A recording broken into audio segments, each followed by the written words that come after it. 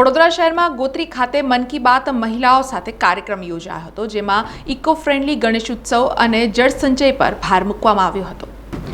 વડોદરા શહેરના ગોત્રી હનુમાનજી મંદિર ખાતે વડોદરા મહાનગરપાલિકા દ્વારા મન કી બાત મહિલાઓ કે સાથનું આયોજન કરવામાં આવ્યું હતું, જેમાં વડોદરા શહેરના મેયર ગીતા મકવાણા, મંત્રી મનીષા વકીલ, શહેર ભાજપ પ્રમુખ ડોક્ટર જયપ્રકાશ સોની, અકોટાના ધારાસભ્ય ચૈતન્ય દેસાઈ, સ્થાયી સમિતિના ચેરમેન વર્ષા વ્યાસ, શિક્ષણ સમિતિના ચેરમેન સહિત કોર્પોરેટર અને મોટી સંખ્યામાં મહિલાઓ ઉપસ્થિત રહ્યા હતા। આ મન કી બાતમાં મહિલાઓ દ્વારા પ્લાસ્ટિક મુક્ત વાતાવરણ બનાવવા માટે કરવામાં આવેલા અનોખા પ્રયાસો અને તેનાથી ઊભી થયેલી સુંદરતાની સરાહના કરવામાં આવી હતી। સાથે જ મેઘાલયમાં કુદરતી રીતે બનતા લિવિંગ રૂટ બ્રિજની વિશેષતા અંગે ચર્ચા કરવામાં આવી હતી। આગામી ગણેશ ચતુર્થીના તહેવારમાં પ્લાસ્ટર ઓફ પેરિસના બદલે માટીની મૂર્તિઓનો ઉપયોગ કરી ઇકો ફ્રેન્ડલી રીતે ઉત્સવ ઉજવવાની અપીલ પણ કરવામાં આવી હતી। સાથે જ ચોમાસાની શરૂઆત થઈ રહી હોવાથી વરસાદના પાણીના ટીપે ટીપાનો સંગ્રહ કરવા અને પાણીનો વ્યય અટકાવવા માટે ખાસ વિનંતી કરાઈ હતી। मैंने देशवासियों से कुछ आग्रह किए। मैंने कहा कि जहां 27 करोड़ से अधिक लोग जुड़े हैं, इसके तहत देश के करीब 11 लाख परिवारों को कार्ड दिया है।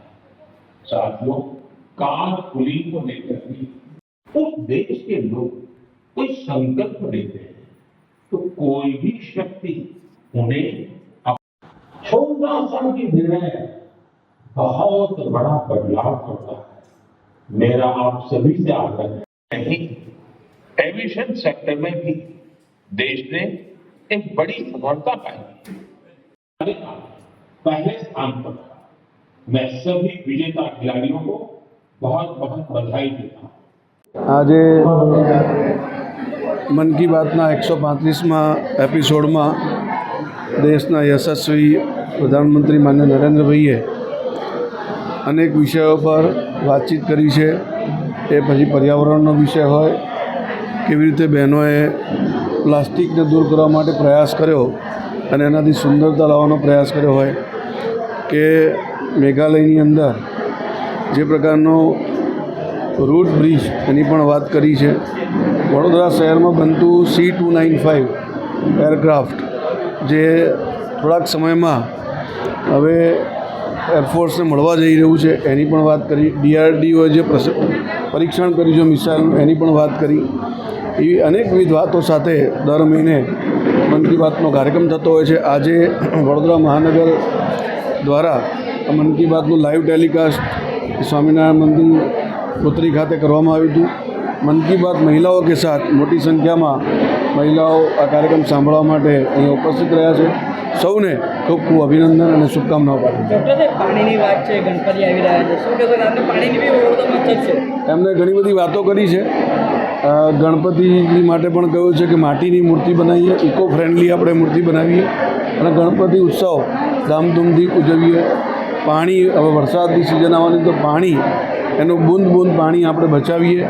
जल ए ज जीवन छे ए मंत्र साथे આપણે વર્ષાનું પાણી બચાવીને આપણા માટે ઉપયોગી થાય એવો પ્રયાસ કરીએ। આવી અનેક બધી વાતો એમણે કરી છે।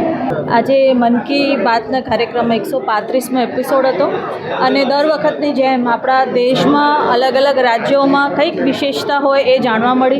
આપણા દેશના વડાપ્રધાન નરેન્દ્રભાઈ મોદીજી દ્વારા આ એપિસોડમાં ખાસ કરીને જે રૂટ્સ છે ને રૂટ્સથી બનતા બ્રિજ જે મેઘાલયમાં બતાવવામાં એ ખાસ બાબત એ હતી કે કંઈક નવું જાણવાનું મળ્યું।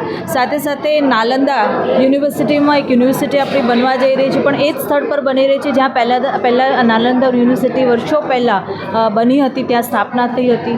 એ પણ એક વિશેષ જાણવાનું મળ્યું। સાથે સાથે મહિલાઓની જે ફૂટબોલ મેચીસ છે, જે 5 જણની ટીમ હોય એની વિશે એક નવું એક સ્પોર્ટ્સ છે એ પણ જાણવાનું મળ્યું। એટલે વિભિન્ન વસ્તુઓથી આજે અમને દરેક રાજ્યમાં શું ચાલે છે એક બેસીને આપણને ઘરે બેઠા પણ મન કી બાત જ્યારે સાંભળતા હોય તો દેશની વિશેષતા વિશે ખબર પડતી હોય છે। અમે ખૂબ ખૂબ આભાર માનીએ છીએ આજે દેશના વડાપ્રધાન નરેન્દ્રભાઈ મોદીજીને કે જે મન કી બાત થકી લોકો સુધી પહોંચે છે આપણે અને આપણે ખાસ વિશેષ જાણકારી આપણને પ્રાપ્ત થાય છે।